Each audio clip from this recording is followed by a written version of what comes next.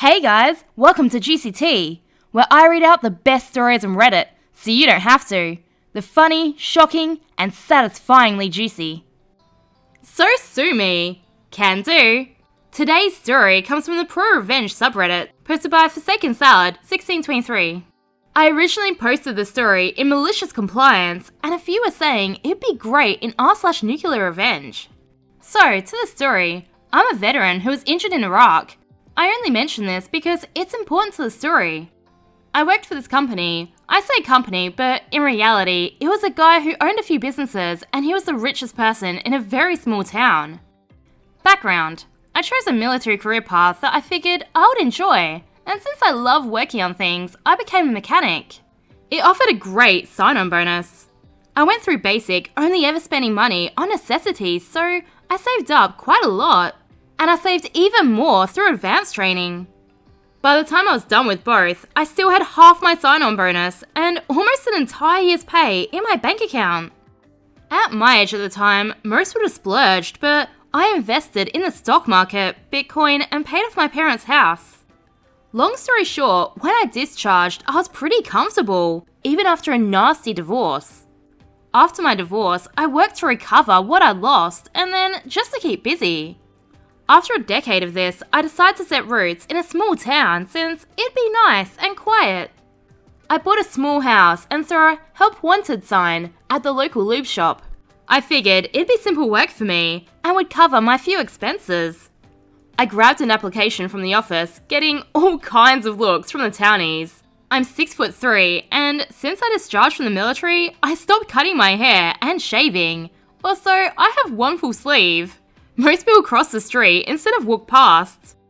When I went to hand in my application to the bookkeeper, we'll call her Sue, she asked me a couple of questions. She noticed I checked that I was a veteran and put a Y on my application. Later that day, Sue called me and asked if I would come back in to meet the owner. Let's call him Peter. When I arrived, Peter's eyes bulged, but we got to chatting and my southern charm won him over. He offered me the position and explained that I'd be paid $100 a day and that I'd work Monday to Saturday from 8 to 6, no overtime. But I'd get a full day's pay even if we closed the shop early for some reason, and I could eat when I could. I had an awesome start and worked maybe a year with no issues. Then, Peter asked if I could help him out by being a relief worker for his other lube shops in neighbouring towns. He said he'd give me $20 every day for travel, and basically, I'd be covering so guys could take days off at the other stores. I agreed and did this for about a year. Then, disaster struck. Peter met Karen and fell madly in love, and in the span of about a month, they were married. He began supporting her and her gambling problem. This is when all of the problems began. One week, I noticed my paycheck was only $250, and I asked about it. Sue told me that apparently there's been some changes, and that I should really speak to Peter about it. Sure, no problem. I called and arranged a meeting with Peter.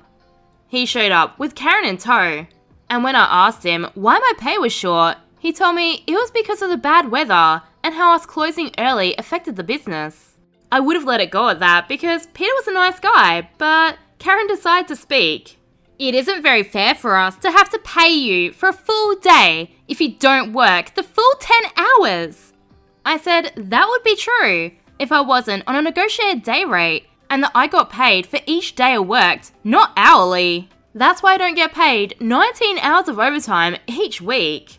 She claimed that's not how it works anymore, that from now on, I'd be paid for the hours I worked and nothing else. Okay, whatever you say, Karen. Fast forward to the next week. We had a week's worth of very busy days where we'll open a couple hours later than normal to finish up with waiting customers. Plus, I gave up one of my days off to cover for a sick coworker. So, when what should have easily been an over $800 paycheck was only $600, I had some questions.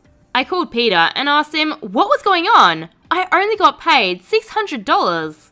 He said, well, that's what we agreed on, $100 a day. I looked at him blankly and asked if he forgot about last week, and he asked, what about it? I reminded him and he just said, it is what it is. Okay, so at this point, I'm getting annoyed, which is when Karen walked up and asked, "So, what is he whining about now?"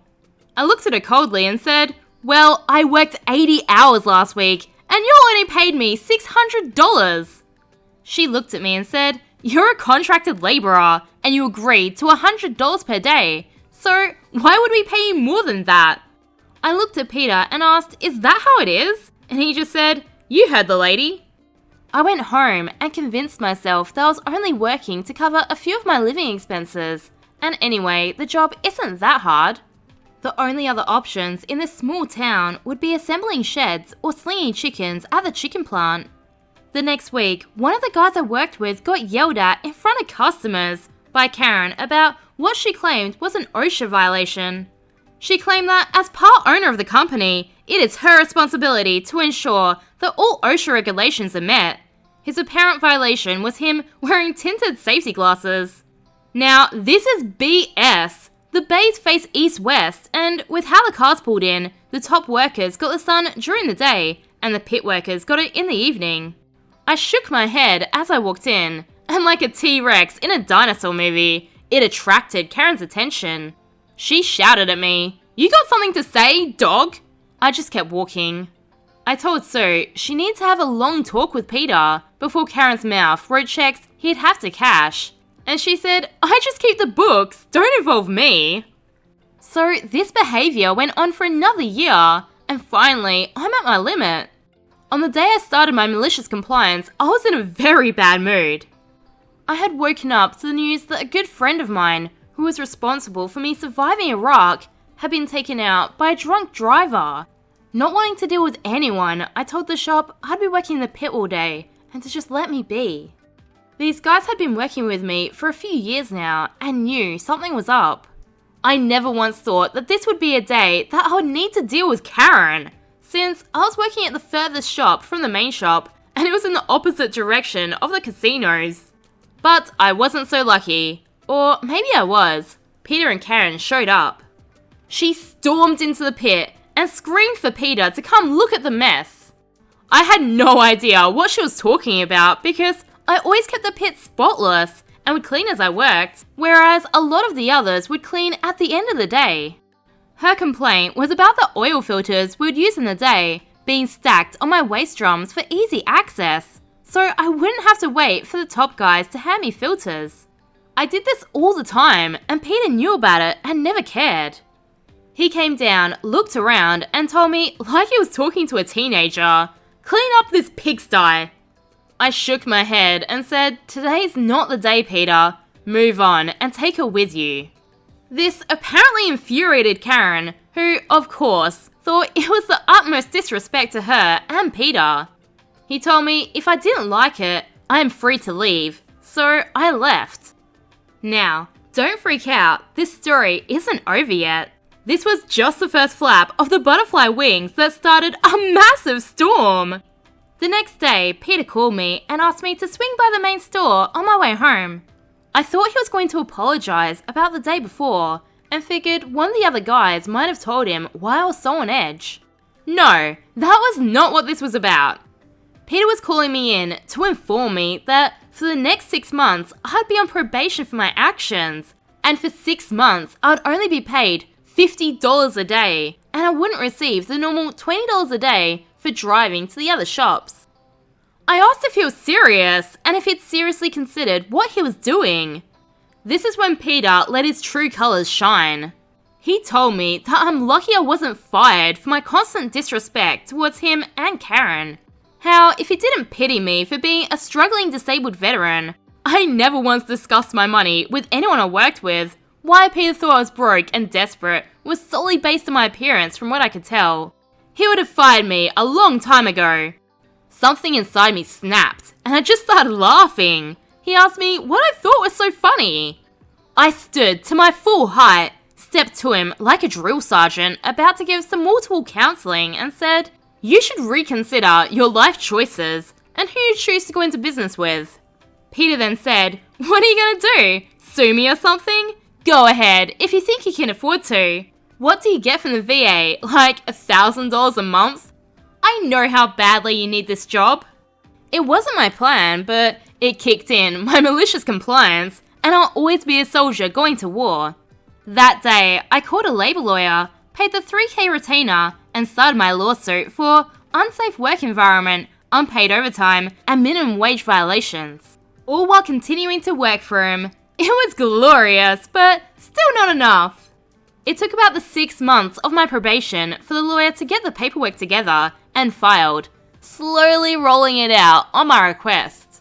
This lawyer was a former Marine, so I think he had an idea of what I had in mind.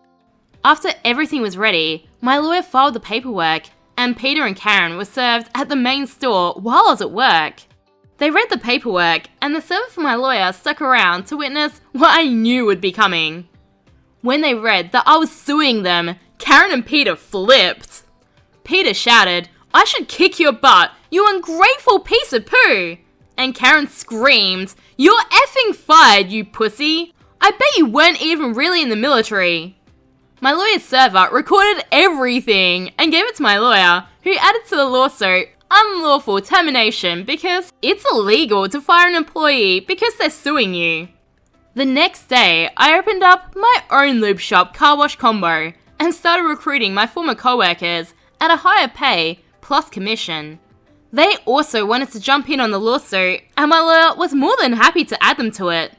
So, 2 years down the road, after subpoenas to get security footage from the shops, books going back 5 years, and sworn testimonies, we went to mediation to settle. They offered a measly $50,000 to split between the 15 of us on the lawsuit, when that didn't even cover the unpaid overtime. We declined, and then our Apache came in to save the day, sent by the IRS, delivered to my lawyer, because of the request for the company's tax documents. Peter held each lube shop as his own individual company, each with its own tax ID and employment record.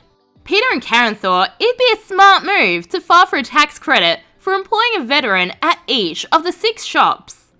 In their filing, they claimed that they employed a veteran, me, as a full-time employee, working a minimum of 36 hours a week at a rate of $12 an hour. The government gives a tax break to companies that employ veterans.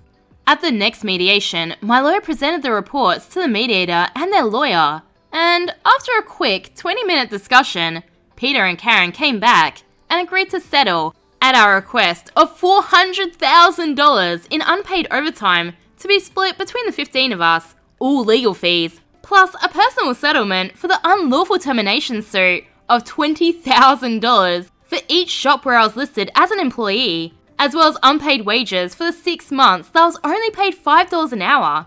Their only demand was that we all agree to a gag order, so that nothing would leave the mediator's table. Of course, we signed and took our paychecks. But somehow, their tax paperwork made its way to just the right person at the IRS, and they decided to audit Peter and Karen. And an investigation was opened on them for tax fraud. I sold the shop I opened to the guys that came over and jumped in on the lawsuit. They each paid me $8,000, and I washed my hands of it. I put my house up for sale and moved away. I did go back about 8 months later because the guy who was supposed to take care of the lawn had apparently been arrested, and the yard went a few months without being cut before the city informed me that they were going to fine me $100 a day until it was brought to code. So I went down and mowed it myself. While I was there, I decided to check in with my realtor to see if there was anything we could do about the yard maintenance. And who do I see but little old Sue, sitting pretty at the front desk. Sue couldn't speak fast enough to tell me all about what happened, and it was perfect. What I'd thought to be an Apache turned out to be an atom bomb. Peter filed for bankruptcy to try to not go broke after making a plea deal for probation for tax fraud and paying a ton in unpaid taxes. Karen took off with some dude she met at the casino. I asked Sue what happened to Peter's car collection. She told me to check the parking behind the realtor's office before leaving. On my way out, I took a peek behind the realtor's office to see Peter's favourite car parked there. Apparently, Peter started selling off his cars early and cheap, hoping he'd be able to buy them back after filing for bankruptcy. Okay, so let's do the math. They claim to employ OP full-time, working a minimum of 36 hours per week at a rate of $12 an hour. So $432 per week, but this was at 6 different shops, each a different company, so times that by 6. So, accounting for the $50 per day he was already paid, 6 days a week, gives us $2,290. So, just for the past 6 months, he'd get back paid almost $60,000, plus the overtime they agreed on, $400,000 divided by 15, assuming it was split equally, $26,000, plus the personal settlement for the unlawful termination suit of $20,000 per shop, so $120,000. Adding all of that up, OP got a $150,000 payout. Nice! Good thing you did what your boss told you and sued him. Remember, I post new content every day, so subscribe for more juicy tea.